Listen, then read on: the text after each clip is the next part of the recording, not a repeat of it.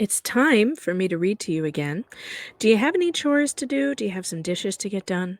Or possibly some laundry to fold and put away? Well, put your headphones in and get ready because I found this article in GQ where one of their reporters traveled to Depp's town in France. Yes, he owns an entire town in France, must be nice.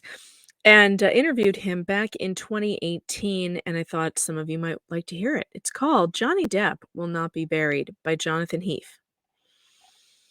And here's a picture of Johnny outside his church turned living quarters where he lives. The death metal begins at 2:43 p.m. It's loud, and it's coming from inside the church. The noise is a proud, ungovernable fury, like a prize bull being dragged to the slaughterhouse by its copper nose ring. The idyllic quiet of the southern French countryside, the soft rub of the cigales, and the warm breeze rolling off the Mediterranean is torn down the spine by wailing, demonic vocals and pedal distortion. Everyone outside, some drinking small glasses of pastilles de Marseille in the 37 Celsius heat, turn to look at the church door and then at one another. Despite the rupture, the shattered tranquility, it is a positive sign for those who want an audience with our host. The man rumored to be sleeping inside the small single-storied chapel, its original confessional area transformed into a closet, its cloister now used as an artist's studio with large, unfinished canvases leaning against the perimeter, must surely be awake. No one could sleep through what sounds like Satan's own alarm bell. 2 weeks ago, there was an invitation, confirmed late yesterday, to come to Johnny Depp's villa and talk openly and without caveats. If you rise at 5 a.m. in North London, get to the first Nice-bound British Airways flight out of Heathrow around 7:45 a.m., and then take a taxi for an hour due east along the scorched yellow coast past Cannes, past Freyeux, I don't speak French, past whatever that is, and not quite to Saint-Tropez. You will find yourself in the rural town of Les Hameaux Degassain, probably? I don't know. Hemmed in by rows of young short vines forming tracks like nature's braids, their bruise-colored fruit just beginning to swell and sag with new weight. Depp's complex Depp's complex of around 7 or 8 small stone abodes sits above this quiet, unremarkable old town, with a view that stretches out over the rippling Ligurian Sea. On a clear day, you can walk out to one of the several high, rocky outcrops on the estate, squint and see the island of Corsica, and beyond that, waters rich with fables and myth, where scholars believe Homer's Odysseus ordered his crew to tie him to his own mast to hear for himself the song of the sirens. Squint harder, and you might catch Italy's west coast twinkling, with Pisa, Genoa, and beyond that, the beauty and corruption of Florence. Earlier, I arrived at the compound's gates, passing director Tim Burton and his family, who were off on a boat trip with various children, sun-kissed and grinning. Burton has been staying with Depp these past weeks, enjoying the baked private utopia. Having been buzzed in, a golf cart driven by a native named Danielle takes me up to the main set of buildings. Danielle, a man in his late 60s with an impressive whipped cream mustache and a long ivory ponytail, who, it must be noted, looks astonishingly like Asterix from René Goscinny and Albert Uderzo's famous French comics. It is the man for whom Depp bought the land and original 19th century houses 20 years ago. It was purchased by Depp and Vanessa Paradis, his then partner, as a sanctuary, a place to escape with children, to play freely away from the full beams of Los Angeles and Paris. When the estate was listed on the market in 2015 for $63 million, a warning shot of the actor's financial problems, many of the news reports described the property as being a village-like compound. As our tires crunch their way up the wide gravel path toward the collection of stone buildings, it's easy to see why. There is a modest main house with weathered blue shutters almost entirely covered in rippling bright green foliage. There is a hidden pool, a gazebo, a stone terrace with wooden shade, and a jumble of around 4 or 5 bedrooms and bathrooms. The slanted, near flat roof is terracotta tiled, while on the lower flank a heavy wooden door leads into a cave oven, a cave oven, now converted into a cozy, if you find crypts cozy. The space is peppered with candle drippings and cowhide throws. From here we turn a hard right, pulling inside what feels like the estate's main courtyard or village square, a place where the road widens and comes to a natural point of congregation, a patch of gravel with a small tree at its center. In front of us, 30 feet away, is the church, silent, with its door locked, while to our left is what appears to be a quintessential French cafe, a building that was originally intended to be a garage. The cafe's brown fabric awning has a name across it in Art Nouveau period type, Chez Marceline, which refers to Marceline Lenoir, Paradis' long-standing acting agent. At a polished wooden table outside the cafe, 2 men are sitting, sipping Evian. Their names are John Evans and Daniel Roll, and they are expecting us.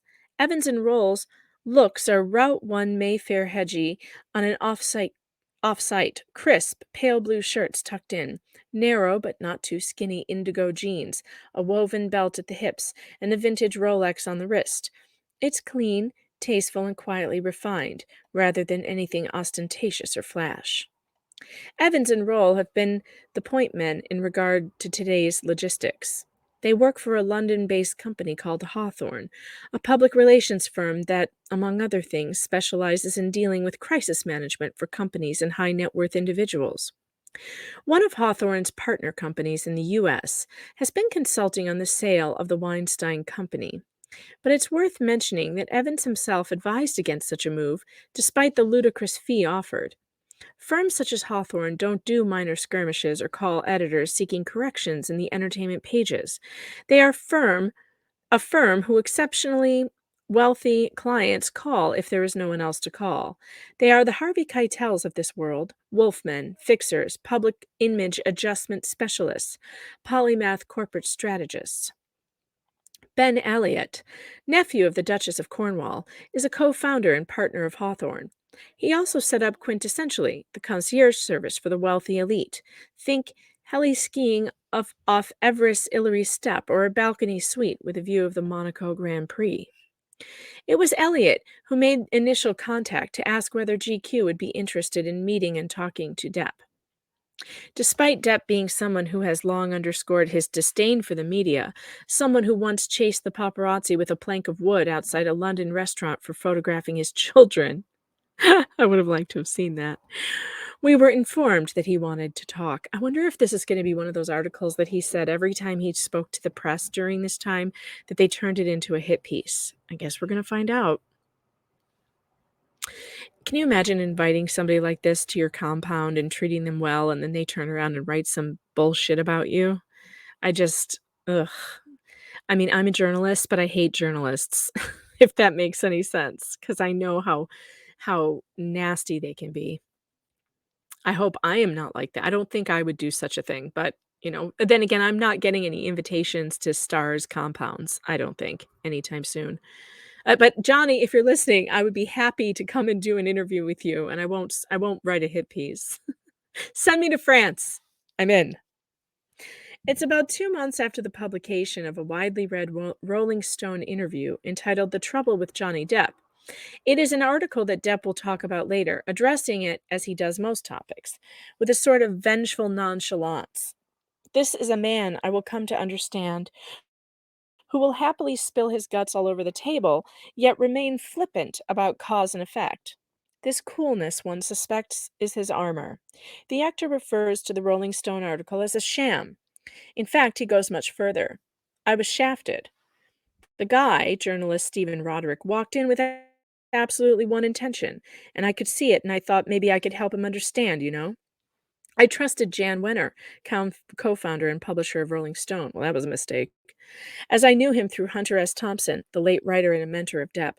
I trusted what the magazine stood for, or what it used to stand for. I wanted Jan to see if he could write, to see if a piece could be written to put things in perspective. That's all, just put things in perspective. Perspective can be a treacherous thing. It can be hoodwinked. It can be manipulated. Perspective, after all, is inherently subjective. Yet Depp was right to be belligerent. Anyone who didn't know any better would have read that Rolling Stone profile, together with a steadily accumulating digital silo of cuttings and clickbait about the star's life of late, his financial woes, his savage and hostile divorce from American actor Amber Heard, accusations of domestic violence that he is challenging in a defamation case in the UK, and that videotape, and come away with a pretty bleak picture of the 55-year-old. The article stated Depp was near broke, having made $650 million on films that netted around $3.6 billion, yet almost all of it is gone. Up until a few weeks ago, Depp was suing his longtime business partner Joe Mandel and Mandel's brother Robert and their firm, the Management Group, for negligence, breach of fiduciary duty, fraud, forgery, and theft. The suit claimed that as his tax filers, TMG had failed to pay Depp's taxes on time for all 16 years of their representation, costing Depp more than $8.3 million in penalties. Depp's suit also pointed at TMG's conflicts of interest, their alleged wrongful investment of the star's money in companies with which they had a relationship, and their enabling of Depp's immediate family members to spend his fortune without proper authority or knowledge. TMG counterclaimed against Depp for breach of contract and fraud, saying that it was the actor who was responsible for any financial turmoil in which he found himself. Last summer, the Wall Street Journal and others reported that Depp's former business managers were to come under investigation by the American IRS, Department of Justice, and Securities and Exchange Commission for bank fraud and money laundering. By the time I reached Depp and his French villa, the litigation has reached a settlement, and later this month, in August, he will win the first stage of a separate case against his longtime lawyer, Jake Bloom, over $30 million paid to Depp's former attorneys, Bloom Hergot, by his former business managers without any contract. The latter appears to be a vindication of sorts for Depp. Hollywood jolted, reported one industry headline. Sitting with the Hawthorne executives in Chez Marceline, waiting for Depp to emerge from his quaint non-denominational lair, there is also continued talk of stories emerging about Heard and the pair's acrimonious split. Heard filed for divorce in May 2016, only 15 months after the couple got married in February of 2015. Court records filed by Heard cited irreconcilable differences, with a temporary restraining order granted against Depp, who Heard accused of domestic violence. A much circulated leaked video claimed to show Depp throwing a wine glass at Heard, and the 32-year-old's lawyers previously claimed that Depp violently attacked her. Heard herself was arrested for domestic violence against a previous partner in 2009. Heard denied the accusation, and no charges were brought. Actually, that's false. The charges were not, the case was dropped, but the charges remained in the state of Oregon. I think it was in Oregon. And the judge said, you can still be prosecuted on these charges if you break if in the next 2 years, the probation period, if anything happens in the next 2 years. So basically, she was given for 2 years. And if she did anything in that time, she could then be prosecuted for the original charge at that time. So this is not entirely true. So I just wanted to point that out. The claims then go from the disturbing to the downright bizarre. Although the couple's divorce settlement was reached in August of 2016, with Depp paying a reported $7 million and the restraining order lifted, even this morning on my way to Depp's compound, the most peculiar story yet emerged from their volatile relationship, that Heard allegedly defecated in the star's bed after a particularly nasty row in April of 2016. Heard has come out with a statement last night claiming the incident was far from a dirty protest on her part, but rather blamed the deposit on her dog, a 4-pound teacup Yorkie called Boo, who suffers bowel problems. As I heard the satanic noise blare out from Depp's church in France, it makes one wonder, who or what am I about to encounter today? At his home, inside his sanctuary, an actor who is crippled by fame, money, and excess, a relic of an old Hollywood star system that is broken and growing old disgracefully, Someone who simply doesn't fit into the brave new era, an era when scandal and stories can no longer be hidden away or buried under an avalanche of enforced NDAs? Or is Johnny Depp— let's go back to that picture for a second. Check out this picture. Looks like Johnny's serving up, beer from his own bar. How'd you like to have that on tap? I would love to have one of those. That's fun. Or is Johnny Depp simply a man who has been wronged and harbors a genuine desire to set out to protect his name and his past work so that he can begin to bring himself back from what has been a period of his life he'd sooner forget? Does he seek vengeance against an industry and certain individuals that he says took advantage of his naivety? Is this a man who still believes in trying to be the outsider, an artist who desperately wants to be free of responsibility, something that might be mistaken for isolation and eccentricity, but is actually something closer to a belief in romantic rebellion? It's time. He's ready. As I'm led toward the church, where the demonic wall of noise has finally been silenced, I realize, perhaps for the first time, that I have no idea who or what will appear blinking into the hot white light. It feels like stepping inside the eye of everything that tornadoes around this one man and his astonishing life. As the church door opens and I hear a cough, I wonder, where does the myth of Johnny Depp end and the truth of who Johnny Depp really is begin? Are you a John or a Jonathan? I'm Jonathan, I say. You must be Johnny. Johnny. John, I'm a John. Is it Jonathan or Jonathan? I'm John Christopher Depp II. I have a number after my name, which makes me sound, I don't know, grander than I should be. Immediately there's that smile, one that hovers between charm and mischief, heroic and villainous. His eyes will remain behind an enormous pair of reflective aviator shades for the next 4 hours. Shall we go and sit in the sun, talk, get heat stroke, vomit and die? A pause. And then the head goes right back with a laugh. Maybe later. Come on, Jonathan. There's a really cool little spot I want to show you. Depp has emerged from his slumber looking, if not healthy, then certainly healthier than I expected.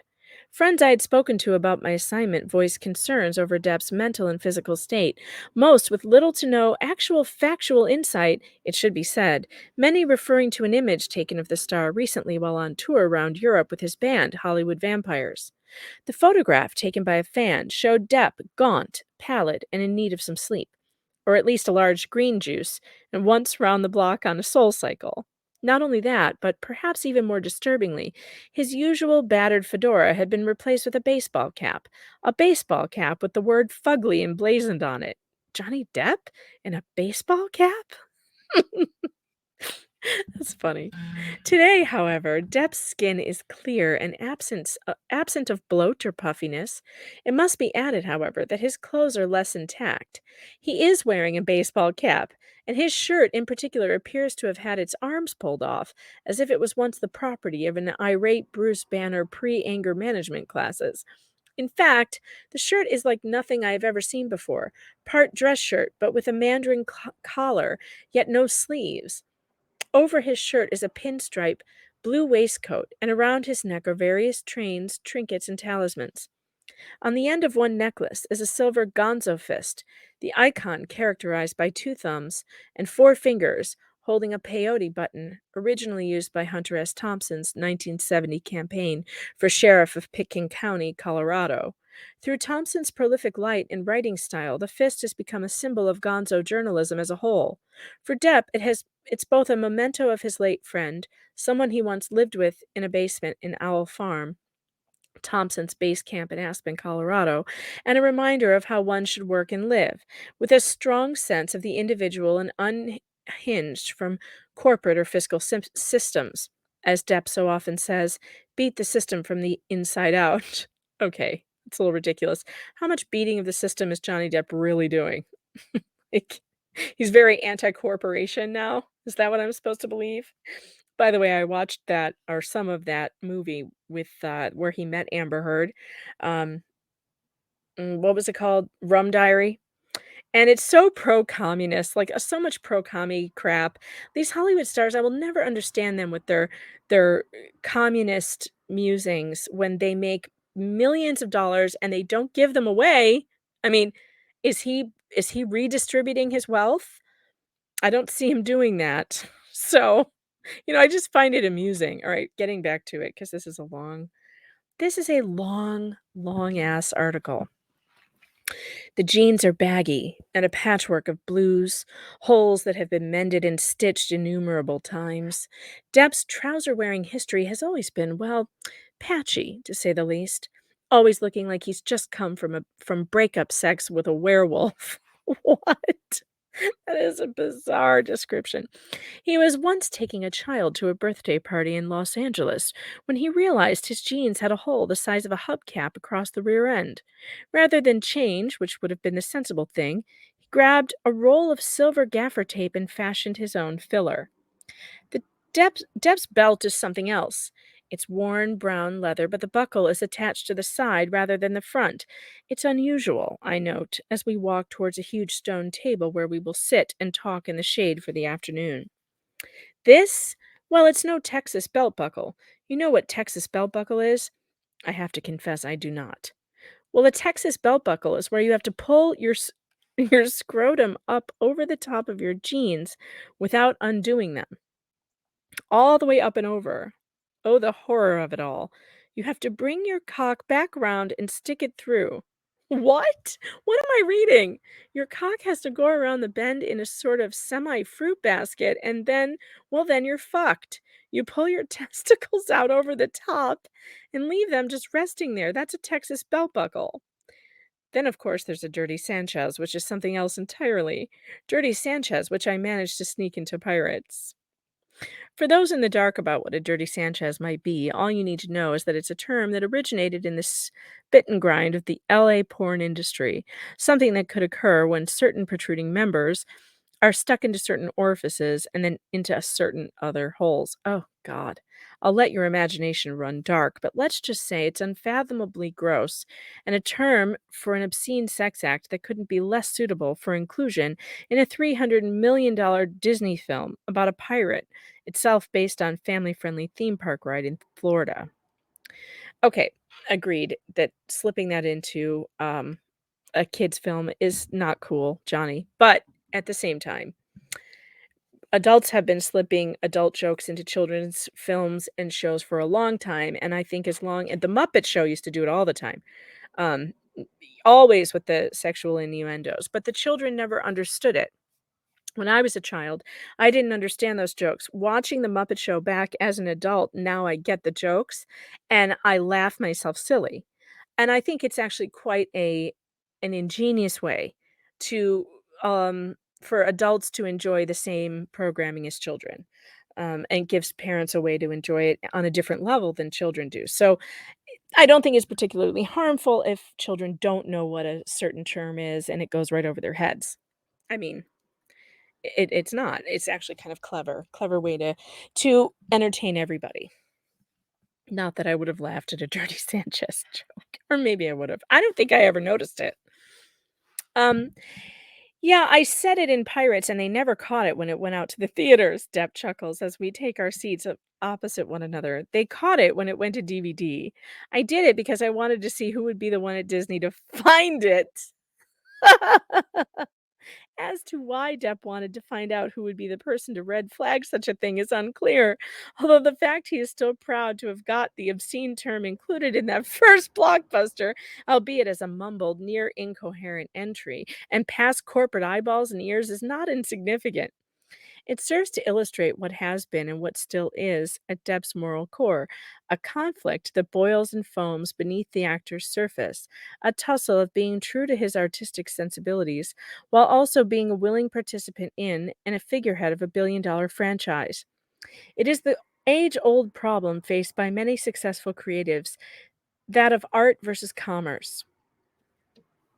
Jack Sparrow was for Johnny Depp what Iron Man would eventually become for Robert Downey Jr., a global hit that pivoted the actor, or at least his image, from that of a young, somewhat surly indie misfit who had already illustrated a distaste for being a teenage pinup via 21 Jump Street, wore oversized vintage leather jackets and smoked Marlboro Reds while smooching wild fashion cats such as Kate Moss, into a global megastar with his own merchandise line, including a 25 centimeter high pirate figurine with removable cutlass and leather booties. It was the moment the man who played Ed Wood turned into Mickey Mouse, albeit Mickey Mouse with a fondness for a bottle of Chateau Cologne Segur. I don't know how to say these things. You know this. I was freaked out by it, he admits, when he realized where acting was going to take him rather than music, which had always been his main creative outlet. I mean, at the beginning, I genuinely didn't give a fuck about acting, but I began to enjoy it. I enjoyed creating those characters up there, being in the trenches and sparring with collaborators, actors, directors. The trouble with working with these big studios is they can get uncomfortable about certain creative decisions you make. That happened with Pirates. My view is if the studio isn't worried, that I'm not doing my job properly. Did Disney try to alter his Pirates performance? Disney hated me. They were thinking of every way they could to get rid of me, to fire me. "Oh, we're going to have to subtitle him. We don't understand Captain Jack Sparrow. What's wrong with him? What's wrong with his arms? Is he drunk? Is he mentally fucking stupefied? Is he gay?" I asked Depp directly. Did Disney ask if Jack Sparrow was being played as openly homosexual in Pirates? They asked me, "Is he gay?" And I answered the question over the phone. It was a lady called Nina Jacobson from Disney at the time. Jacobson is herself gay, it should be noted, and has long campaigned for greater diversity within the all male club of old Hollywood boardrooms. And she asked me a couple of questions and then said, "What is it, Johnny? Is he gay?" My tendency, of course, is to be irreverent, so I said, "Nina, didn't you know all of my characters are gay?" That was a pretty abrupt end to the conversation, and I just continued shaping Jack the way I believed was best. Was Depp angry at Disney for its lack of vision, its lack of trust? No, I told them, "Look, you don't like what I'm doing, fire me. You hired me to do a job and play the character, and this is what I want to do. This is the work." I mean, hadn't they seen any of the work I'd done previously? You might want to take a look at that before you hire a motherfucker, you know? Did he feel vindicated once it was clear his treatment for Jack was going to work, when audiences fell in love with him? I knew I was right. Even the very first time when they came back to me saying, "No, no, what is this?" it felt right. Even when the other actors were looking at me like I was an absolute menace, I stayed with it. I mean, the older actors were probably thinking, "Jesus Christ, he's wrecked." Because I would tear up the script on set. I'd go rogue. I'd fly for a little bit to see where things went, and not everyone appreciates this way of working. Oliver Stone didn't appreciate it when I changed all the lines he wrote for me in Platoon, and that's no doubt probably why most of my stuff ended up on the cutting room floor. Depp and I are sitting under what can only be described as a tent or canopy of green vines. We're about 150 meters from the main house. Inside the tent is a huge monolithic stone table and benches that resemble something. Wait a minute. The screen just moved on me. That resembled something dragged from the Paleolithic age, pockmarked and grooved from years of wear and deterioration. Depp bought it when they acquired the house. I did a film with Roman Polanski. Ugh, the sexual predator. The Ninth Gate in Paris with Vanessa. We were supposed to stay 2 months and we ended up staying 10 years. As we talk, Depp keeps his cap and shades on. Occasionally he seems a little sleepy, stifling a yawn, although after a while he shakes off the sleep and is engaging, coherent, and certain. He twists and moves rarely, maybe tucking his legs to one side or sitting cross-legged, like a sort of skater, war vet yogi. Otherwise, he is entirely still. He takes care with his answers, speaking at a steady pace, unafraid to be patient and wait until the right word arrives from his consciousness and escape into the ether. A man, Maybe a housekeeper brings us refreshments in one of those light blue plastic laundry baskets, sweet bottle green tea, Coca-Cola, water, no alcohol. Later, I ask Depp if he believes he has a problem with alcohol. Do I like a drink? Yes. Do I need a drink? No. The only visible vice is the rolling tobacco that he smokes in licorice papers. He'll roll one up every 20 minutes or so, and often not light it immediately. He lets it hang from his mouth, the paper sticking to his lower lip as he talks and answers questions. He has all the tobacco warnings, all the images of blackened lungs scribbled out by an assistant. His fingers are cluttered with rings, and his arms are full of black ink. The tattoos have been much discussed, the wino forever on the upper right biceps being perhaps the most infamous, an alteration of what originally was Winona Forever, which Depp got when he was dating Winona Ryder, the pair having worked together on Tim Burton's Edward Scissorhands in 1990. A more recent tattoo read Slim in a Gothic font, a letter on each of the proximal phalanges, the finger bones closest to the palm of the hand. Slim was the name Depp used to call ex-wife Amber Heard.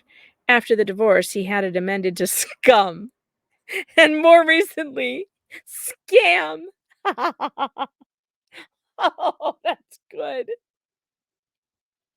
There's something about the torment of the past few years that, intentionally or not, shakes such spiky subjects, his breakup, his reputation, his financial problems, to the surface. Quite simply, they are in the air. I can feel it. Depp can feel it. And without even being nudged, the topics fall onto the table and demand to be picked at. Depp, one can tell, feels as he has suffered. I'm sorry, I'm going to read that again. Depp, one can tell, feels he has suffered, sounding at times like a wounded animal who has healed and is now ready to bite back. He is also, although he may deny it, angry about a lot of things, and he's vengeful and absolutely categorically certain of his position and his standing. The last 3 or 4 years has felt like a perverse situation that was inflicted on me. It hurts. How did the actor take the claims about his long-term managers eviscerating his trust, their relationship, in that way? It is crass to speak about money, but I mean, when I found out the Pirates 5 film had just been finished right before the business manager started to go, "Oh, you've got to sell the house in France. Oh my God, shit's hitting the fan." Now my front fee, I'm even embarrassed to say it, for Pirates 5 alone was 35 million, and then I went on my honeymoon after that film, and while I was on honeymoon, that's when I got the call from the guy, and I was like, "What? I don't understand. How could this be?"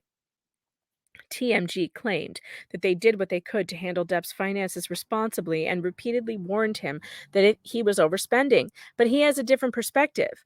My belief was that I needed to not envelope myself in the notion of money, how much I was making, how much was there. I just knew that I was making enough money in salary and back end that everything should be tickety boo. He actually said tickety boo. That's funny. Tickety boo. Nothing should have gone as sideways as it did. And when I found out, that's when the war began.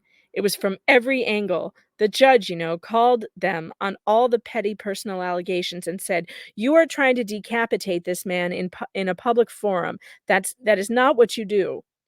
Depp has a theory, however, about a wider conspiracy being fueled by the troubles surrounding his finances and deteriorating marriage, a theory that points to the Hollywood industry itself. This vile fucking circus, as the actor calls it. But did it stop all the power mongers in Hollywood who were interested in shutting me up? Big money was being thrown about, people suing me at every opportunity. I mean, it's all so obvious. Listen, I know I was never going to be Cinderella. I know this and accept it. But it felt like within a very, very short period of time that suddenly this version, for lack of a better word, of Cinderella had been immediately turned into the Beast. He's Quasimodo. I could feel people look at me differently because of the accusations towards you. And then people start putting things in magazines. He's insane. He needs to take a sanity test. Ludicrous stuff. But the only thing I could do was know what I still know. Ultimately, the truth will come out in all of this, and I will be standing on the right side of the roaring rapids. I hope other people will be too. I know the truth.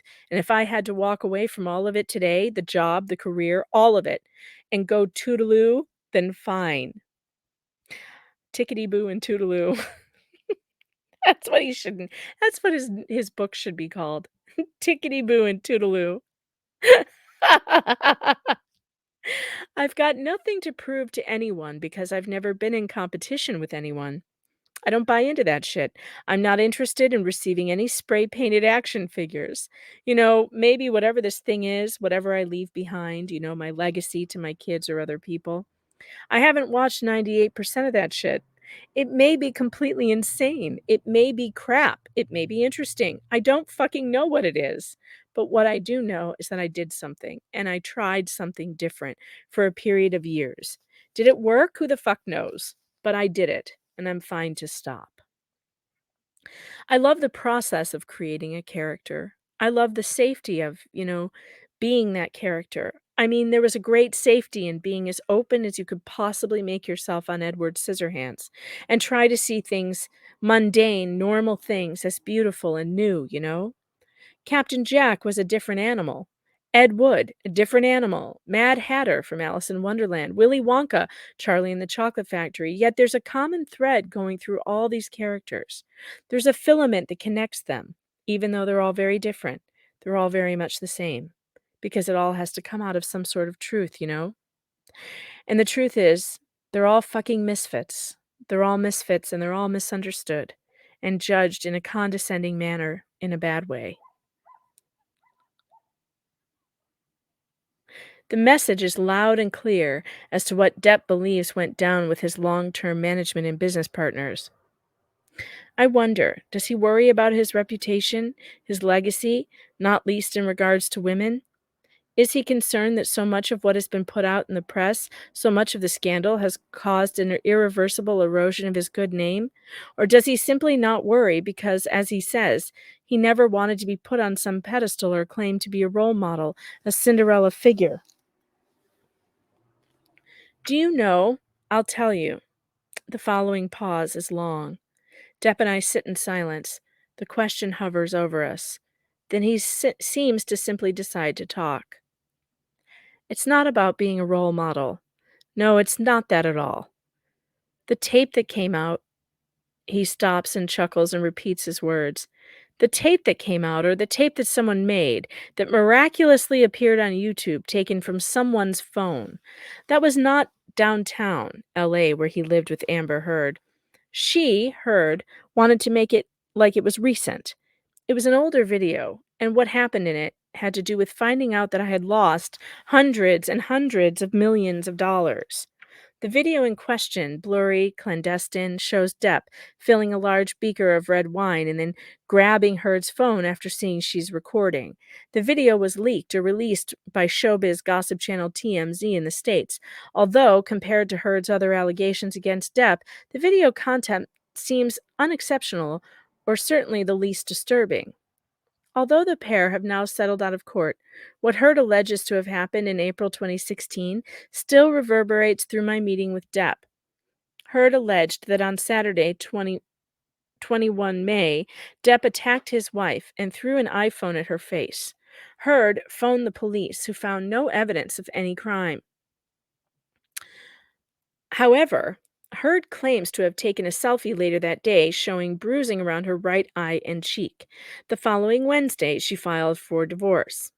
Depp is currently suing The Sun for alleging that headline since altered that he is a wife beater. I feel like we have to broach the subject with Depp. Does the actor consider himself a violent man, an aggressive man? Can he lose his temper, or is he prone to if intoxicated? The thing that hurt me is being presented as something that you're really as far away from as you could possibly get. Then there was that time when the paparazzi were trying to take a photograph of Vanessa, and she's pregnant with Lily Rose, and I was not going to let them make a circus out of it. So I did what I had to do. Got her in the car. They didn't get the picture, and I said, "Take a fucking picture because then I'll shove your fucking head in." So you've got your cameras out. First one click, let's go. And that's just the truth. I would have. I've even said before, if a paparazzo gets a shot, they're far away and they get a shot of me and my kid, whatever, that's their thing. But if I catch you, I will eat your nose. I will eat your nose, chew it up and swallow it in front of you. And then you'll fucking think about it next time. I fucking mean it. But Depp goes quiet again. It seems like he needs to take stock every so often, to recharge, to get back into a specific lane or mood every time the conversation veers into talking about the volatile relationship with Heard and the results of its breakdown. To harm someone you love? As a kind of bully? No, it didn't. It couldn't even sound like me. So initially, I just kept my mouth shut, you know? I knew it was going to stick on me and it would get weirder, keep going, go nuts. I ain't going to get into a pissing contest with someone about it. Spit out what you need to spit out, My attorneys will take care of the rest. I never went out and spoke about the shit. But of course I care what my family and my kids think. I mean, you realize right away, essentially, that what is being done is the commencement of what they hope is to be your funeral. Depp is still talking at a measured pace, in his low, cool tones, but his words are just a little clipped at the ends, his vowels a little firmer. And worse than that, to take away my future earnings that are for my kids, I do this shit for my kids, man. How could someone, anyone, come out with something like that against someone when there's no truth to it whatsoever? I'm sure it wasn't easy for my 14-year-old boy to go to school, you know what I mean? With people going, "Hey, look at this magazine, man. What, your dad beats up chicks or something?" Why did he have to go through that? Why did my daughter have to go through that? I tell Depp can see how that would anger him. She didn't. Depp is often all too aware that some of the intricacies of his and Heard's relationship need to be put in the third person. This is why, at times, he will start off using subjective pronoun, but then switch to something more objective, swapping a she for that person. Why didn't that person speak to the police? Continues Depp. I mean, they spoke to the police, but the police saw nothing and they offered her an emergency medical technician. She said no. Police see nothing on her. Police see nothing broken in the place, no marks. Then they offer her an EMT to have a look at her and she says no. And I don't know if it was the next day or a couple of days later, but then there was a bruise. There was a red mark and then there was a brown bruise. A day after the alleged phone throwing took place, Heard was seen at a party, specifically Amanda de Candinet's 44th birthday party. De Candinet posted a picture of herself with Heard smiling brightly on her right and model Amber Valletta to her left. Heard is tagged in the photo. Her hair is brushed over her left eye and cheek. At some point, however, the image was deleted. Depp is emphatic about his version of events. She was at a party the next day. Her eye wasn't closed. She had her hair over her eye, but you could see that the eye wasn't shut. 25 feet away from her? How the fuck am I going to hit her? Which, by the way, is the last thing I would have done. I might look stupid, but I ain't fucking stupid. To suggest that a woman, a man, or anyone might have made up such serious allegations is a tremendously dangerous and damaging thing to do. If we as a global community are striving for equality and acceptance to run through every part of our lives, through all races, cultures, and genders, then we need to believe those who stand up and claim to have been subjected to physical or verbal abuse. Well, do we though? Or should we just believe the ones who have good evidence of it? This is why you can't believe everybody, you idiot. Continuing, let me be clear. This is not a piece of investigative reporting. It is merely a snapshot, a chance. He's got to cover his ass now so that he doesn't get chased by the Me Too harpies. A chance to sit down and talk to a person of immense interest and talent who has, it must be noted, brought joy to millions of film lovers all over the world ever since he moved from Kentucky to LA, and a friend, Nicolas Cage, told him he should go and see his acting agent. This isn't a piece claiming to know with any authority about what happened between Johnny Depp and Amber Heard in May 2016 or at any other time between the pair in private. All I wanted to do was come to Depp and ask him to give his side of the story, which up until now has not been properly heard. Before we met, it was agreed with his advisors at Hawthorne that both parties would go into this meeting with one simple aim: to record what happens candidly. From my side, this is what I saw, and this is the conversation we had. We probably shouldn't be talking about this, continues Depp, but I am worried. I worry about the people that bought it, and I worry about her. It's just not right. I will never stop fighting. I'll never stop. They'd have to fucking shoot me. An episode like this takes time to get over. It's a morning for someone you thought was. Again, a pause and quiet. All I can hear is the blood rushing about my skull, nitroed by adrenaline and the swirling white nicotine clouds. The love of his life? Well, something. I did marry her somehow. Is he single now? Yeah, he says, chuckling and sounding somewhat relieved. Does that feel good? Yeah. Does he think about wanting to find love ever again? No. I need to take a leak. Depp tells me I can use his bathroom and that I'll find it back at the church. He gives me a set of instructions and directions, although, with the electricity of the conversation we have just had still pinging about in my hot skull, I nod and smile. But when I actually arrive at the church, I realize that I wasn't really paying attention. I walk in through the main door, and that's when I realize I'm standing slap bang in the middle of Johnny Depp's bedroom, alone, with a full bladder. Actually, I'm not quite in his bedroom yet. I'm in a small kitchenette. There's a sink and a box of tissues on a small table, and beyond that, a door that leads to the bedroom. I can see that it's a bedroom because I can see the huge four-poster bed against the far wall.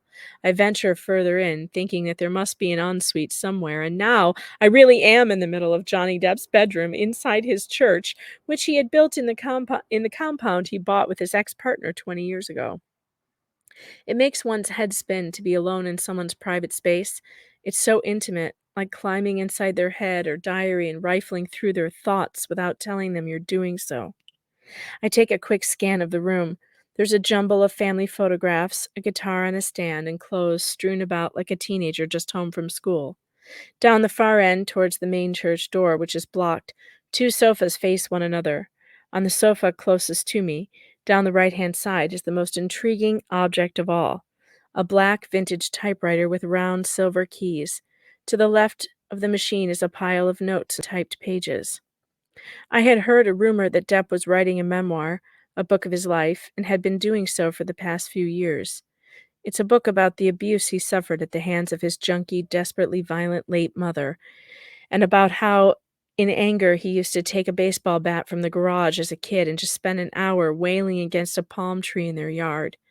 A book about the work, the films that never made it, about his relationships, his friendships, about when Allen Ginsberg called the actor as he was dying, about Bob Dylan, his friend, about Edward Scissorhands, about the industry, the circus, about the corruption, the excess, and the sordid, beautiful truth about it all.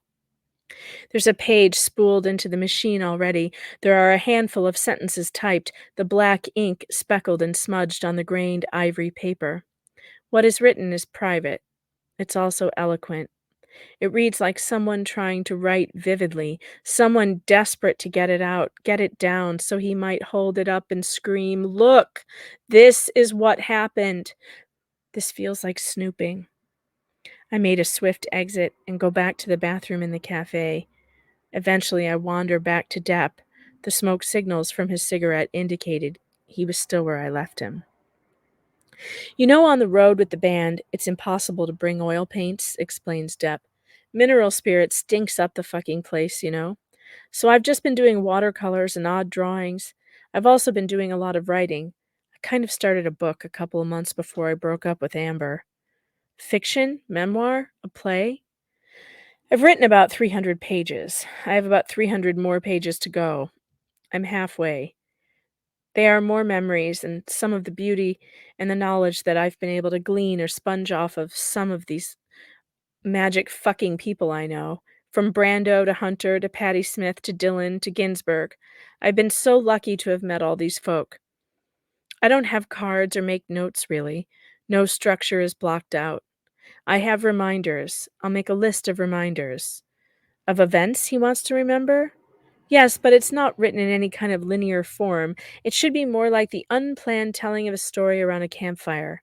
I asked Depp if he finds it hard writing about some of the more painful memories. Sure, I mean, my childhood was dark. My mum wouldn't edit. There was no editing. She would say what she meant, what she felt in that instant. No matter how wrong it might have been, even, or how hideously evil it was in the moment, she didn't edit. It came out. Blech. She was out of her mind, obviously, and she didn't know what the fuck she was doing. She got 4 kids, and she hated the world. Was there fuckloads of verbal abuse? Yeah, man.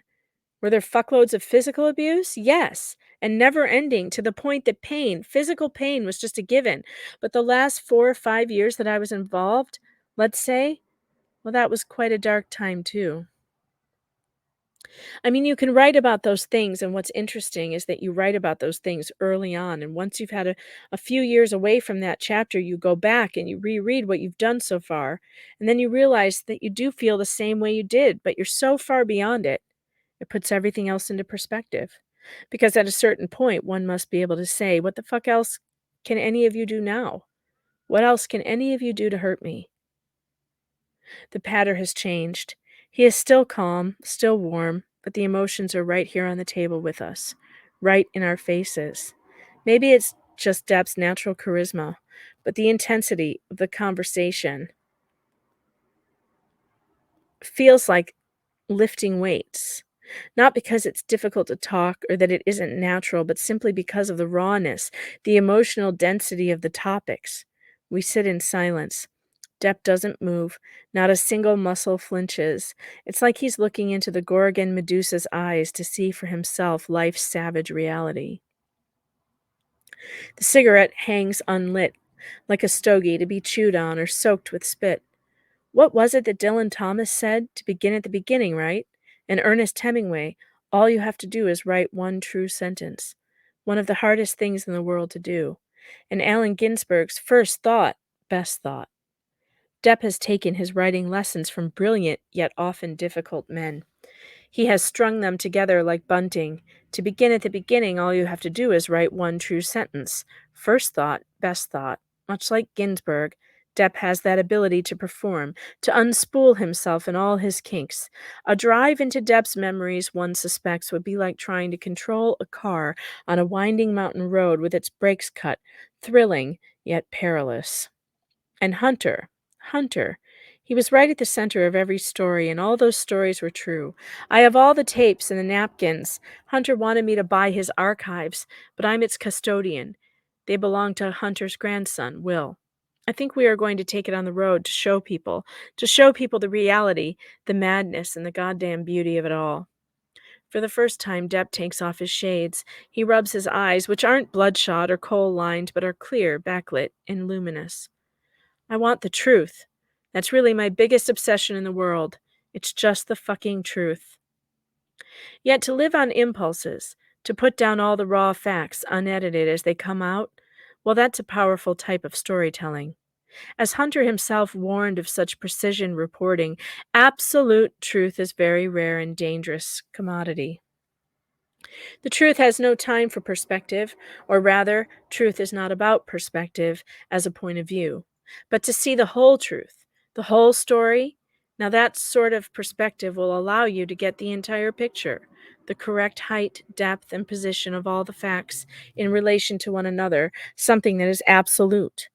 There is no doubt Depp is seeking the truth. That is his mission. One day, maybe he will find the right words in a conversation or in a book. And when he does, they will be simple. Well, that was it. And he finally did get to tell it on the stand. And it was pretty simple. Wow, that took me almost an hour to read. I hope you guys enjoyed that. Don't forget to visit the merch store, support the show, uh, subscribe and like, and let me know in the comments how you enjoyed this article. Thanks, guys. Talk to you later.